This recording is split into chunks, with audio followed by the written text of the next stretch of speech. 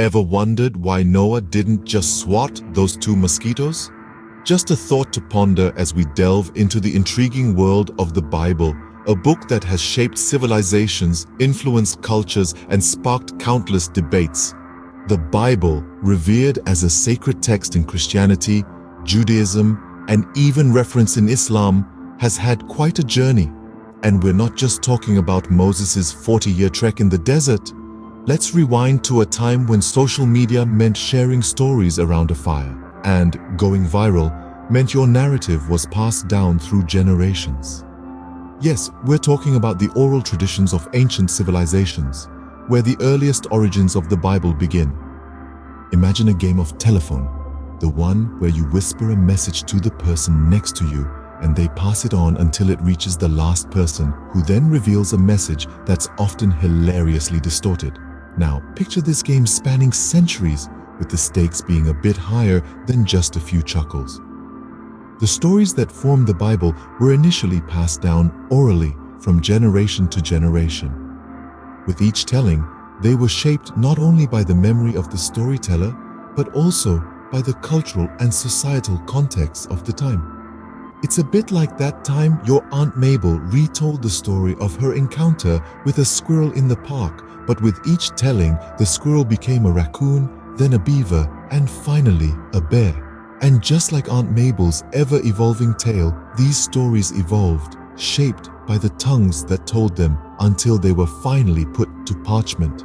So the next time you're in a game of telephone, remember, you're participating in a tradition as old as civilization itself. A tradition that gave us the Bible, a book that continues to guide, inspire, and challenge us.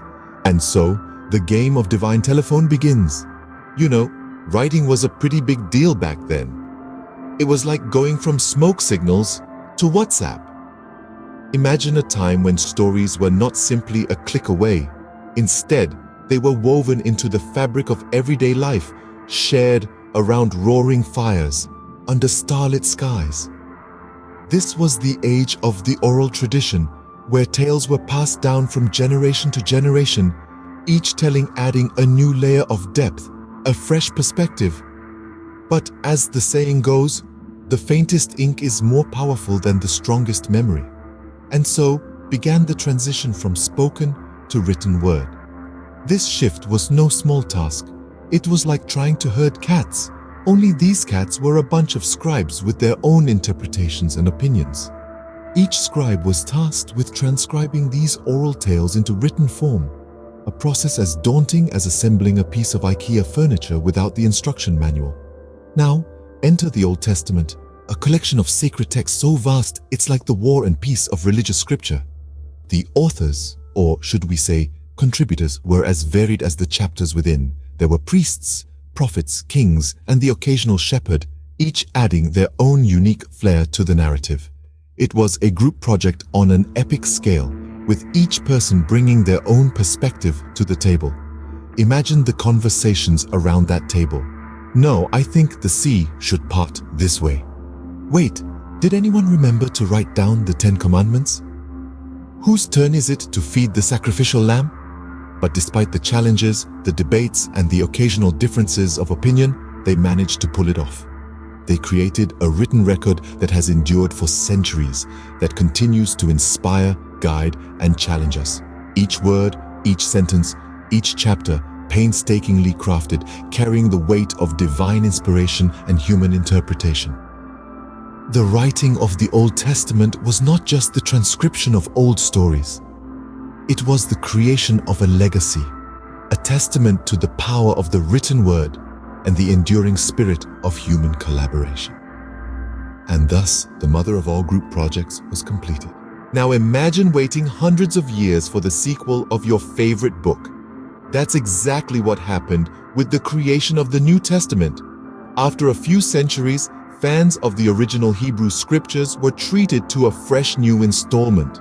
The New Testament brought in a new protagonist, Jesus, and his teachings, which introduced a plot twist no one saw coming. You thought the 10 Commandments were a page-turner? Well, the Sermon on the Mount took things to a whole new level, and don't get me started on the parables. They were the ultimate cliffhangers, The spread of Christianity was like the viral marketing campaign of its day. Word of mouth was the social media back then, and boy did it work. The New Testament was flying off the shelves like hotcakes, and lo and behold, the long-awaited sequel finally hit the shelves. Ever played Chinese Whispers? Now imagine that, but with ancient scriptures. You see, the Bible didn't just pop out of the heavens in English.